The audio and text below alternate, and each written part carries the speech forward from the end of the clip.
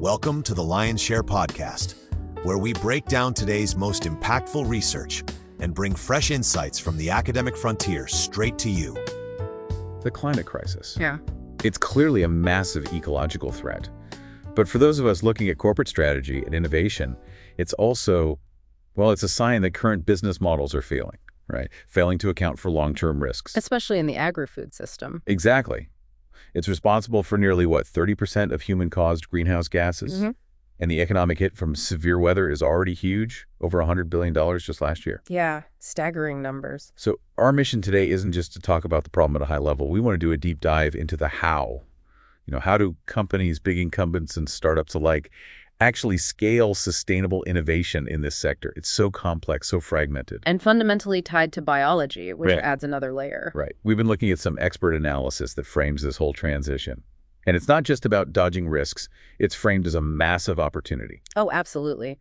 This green transformation, the estimates are that it could quintuple the value of related products and services worldwide. We're talking an $11 trillion market by 2040. 11 trillion. And agri-food is a huge piece of that puzzle.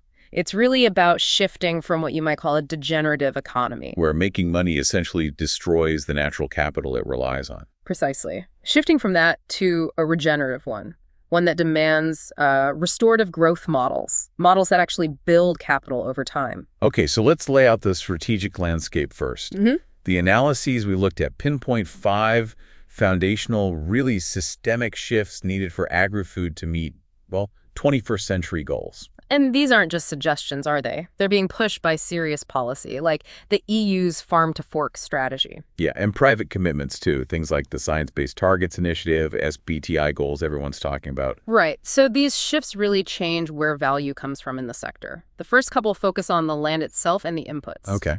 First is building land value beyond crops. So thinking about a farm's value, not just in terms of yield, but the other benefits it provides, biodiversity, carbon sequestration, that kind of thing. Which immediately opens up new revenue possibilities, like carbon credits. Exactly. And that ties into the second shift, fueling the biorevolution. This is all about getting much smarter with alternative feedstocks, biofuels, new kinds of inputs, treating organic waste not as waste, but as a resource. Makes sense. Yep. What about the consumption side? Well, that's the next two. Third is eating sustainably. This means pretty big dietary shifts, moving towards proteins with lower carbon and land footprints. Think alternative proteins, plant-based. Then the fourth? ESG, transparency, and accountability. This is critical. The market, investors, consumers, they're demanding proof. Quantifiable, traceable data that backs up sustainability claims right from the farm field through the whole chain. You need to be able to prove it. You do. And the fifth shift sounds simple, but it's huge. Taking out the waste. The fact that we lose or spoil almost 30% of global food production is just mind-boggling. It is. And tackling that's instant profit, lower emissions, and resource saving all in one package. What's really striking, though, is how fast people expect this to move. Yeah, I saw that half of industry insiders think these shifts will have a real impact within just 2 years. Which highlights a potential disconnect, doesn't it? How so? Well, the analysis suggests investors are generally anticipating these changes and their impacts faster than the incumbent companies are planning for them. Ah, so there's a gap, a strategic risk if you're moving too slow. Definitely. Which brings us right to the core innovation challenge. Some experts are calling it the third way. The third way? Okay, Yeah. what's that about? For years, it feels like there's been this battle, right? The sort of reinvention camp pushing high-tech industrialized farming. Versus the de-invention camp, saying we need to go back to pure agroecology, traditional methods. Exactly. So the third way tries to bridge that. That's the idea. It argues we need both. We need the wisdom of agroecology and cutting-edge technology to achieve restoration at the scale required. But, I wonder, is that just a nice story? What do you mean? Well, if the whole sector needs, $1.1 trillion a year in investment for the next 5 years, doesn't that sheer scale almost force us towards immediate high-tech industrial solutions first? Does patient agroecology get sidelined by the urgency? That's a really important tension for leaders. Absolutely. Yeah. And maybe looking at the specific business concepts emerging from this synthesis helps clarify things. Let's start with regenerative agronomy services. Okay. So using practices like agroforestry, integrating trees with crops or livestock, the potential is there to cut input costs, maybe 10% by 2050, according to some estimates. While also generating those new carbon credit revenues we talked about. Right. But to make those revenues real, you absolutely need that rigorous data transparency. Yes. This is where tech meets the corporate ESG targets. You need startups, you need systems providing farm-level monitoring, reliable carbon accounting from start to finish. Because without solid, auditable data, the carbon credits are just theoretical. They won't meet the standards buyers need for their own targets, like SBTI. Precisely. It has to be robust. Okay, let's shift gears slightly to fueling the biorevolution, converting agricultural waste. That seems like a huge opportunity. Yeah. You mentioned manure. Early projections are nearly 5 billion tons annually by 2030. And the tick exists, right. Anaerobic digesters can turn that into fuel and fertilizer. But here's where that deployment challenge really bites. Science is there, but the economics. They often don't work at a small scale. Like the French dairy farm example. Exactly. Only about 10% of their 60,000 dairy farms are actually big enough, say 100 cows or more, to make even a small digester pay for itself. So the innovation problem isn't what the digester techs say. It's figuring out how to deploy it profitably at the scale that's needed, which is often decentralized. Yeah. And you see a similar tension in the eating sustainably shift, don't you? You do. I mean, lab-grown meat, sure, there's talk of a $25 billion market by 2030. Plant-based proteins are booming, but optimization is everything. Plant-based supply chains, they're often still subscale, which keeps costs high. And lab-grown meat, it still needs a lot of work on the sensory side, taste, texture, to really win over mainstream consumers. That need for precision, for optimization, that leads us straight to the enabling technologies like AI and robotics. Right. When we talk about deploying AI, it's not just a buzzword. It's about the specific how. Like precision agriculture, using robots like the see and spray systems. Exactly. Using computer vision to tell a crop plant from a weed and only spraying the weed. That could cut herbicide use by up to 90%. That's the synthesis and action high-tech enabling an agroecological outcome. But what does it take for these technologies to actually get deployed successfully? This is key for doctoral level thinking, right? Absolutely. Look at the AI case study from wind energy forecasting.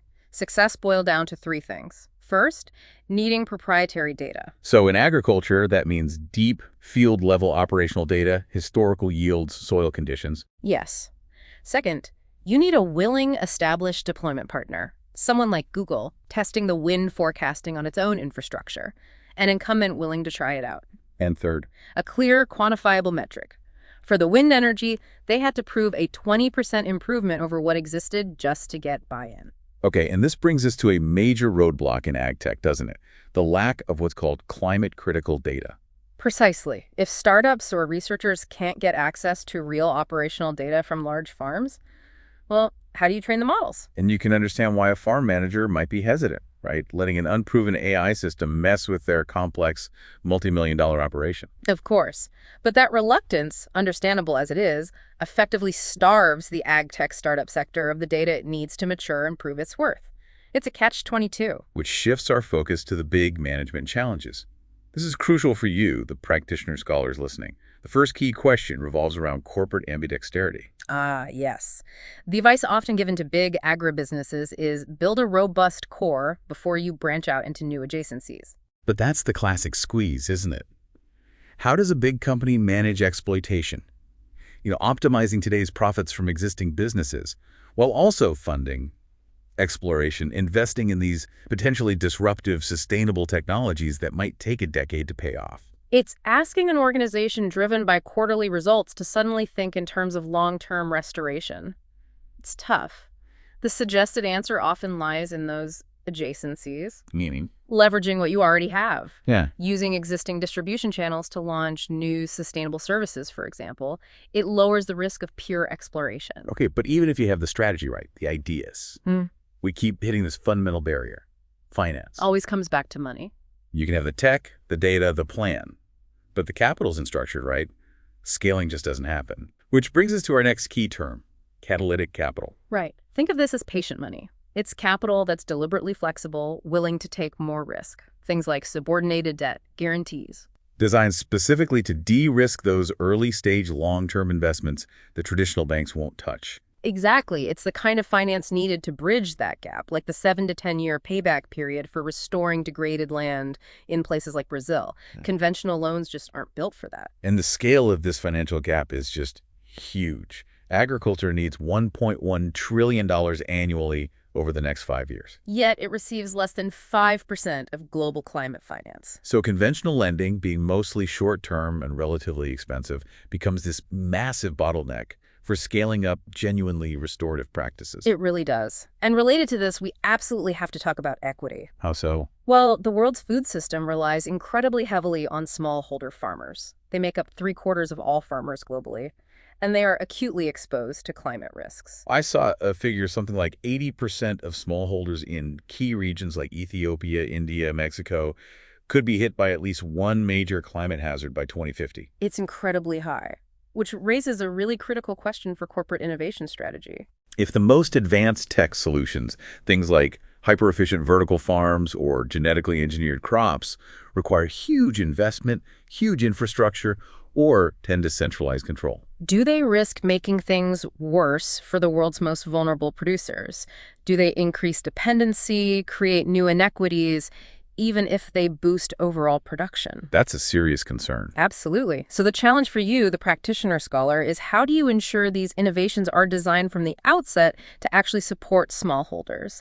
Maybe through different models, decentralized tech, open source platforms, rather than just imposing new systems that might not fit their context or could deepen their vulnerability. Okay, let's try to synthesize some core takeaways for the agribusiness leaders trying to navigate all this.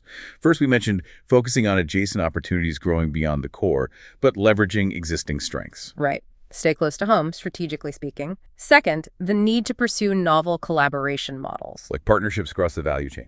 Exactly. The sources highlighted examples like, say, an agricultural commodities trader working with an oil company. The trader secures sustainable feedstock, the oil company gets supply for renewable fuels, and maybe they both maximize use of different waste streams. It's about finding those non-obvious synergies. Makes sense. And third, given everything we've said about data and the how of technology, leaders need to acquire new tech talent now. Non-negotiable. Many agribusinesses are sitting on significant cash reserves. Now is the time to use that advantage to bring in the data scientists, the AI specialists, the systems thinkers needed to actually build and run these complex regenerative business models. So fundamentally, the choice seems stark. It is. It's a choice between continuing down a degenerative path, which ultimately consumes itself, or actively building a regenerative economy, one that aims for long-term compounding growth by restoring the systems it depends on. And the role for our listeners. Your role, thinking as both practitioners and scholars, is to ensure that innovation, that corporate strategy, doesn't just aim for profit, but is designed to be inherently restorative to the ecological and social systems that underpin everything. We've talked a lot about how the financial structure, specifically the lack of catalytic capital, is maybe the biggest bottleneck to scaling sustainable agriculture. Yeah, bridging that long-term investment gap is key. And we also see governments using powerful tools like the EU's Carbon Border Adjustment Mechanism, or CBAM, to try and incentivize greener markets. Trying to level the playing field, essentially. So here's the provocative thought we want to leave you with. Thinking beyond existing tools like subsidies or government purchasing, what novel market mechanism, perhaps designed by the corporate strategy or marketing function itself, could directly internalize the long-term value of regenerative practices? Thinks soil health, carbon capture, biodiversity into quarterly financial reporting. How do you put the long-term value of nature onto a short-term balance sheet in a way that the market truly recognizes and rewards now? That's definitely a deep question for your next research project or strategic plan.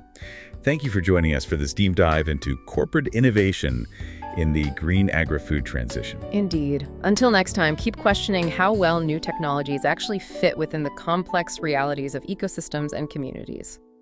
Thanks for tuning into the Lion's Share podcast. If you enjoyed today's discussion, share it with a friend and join us next time for more ideas worth talking about. We'll see you next time.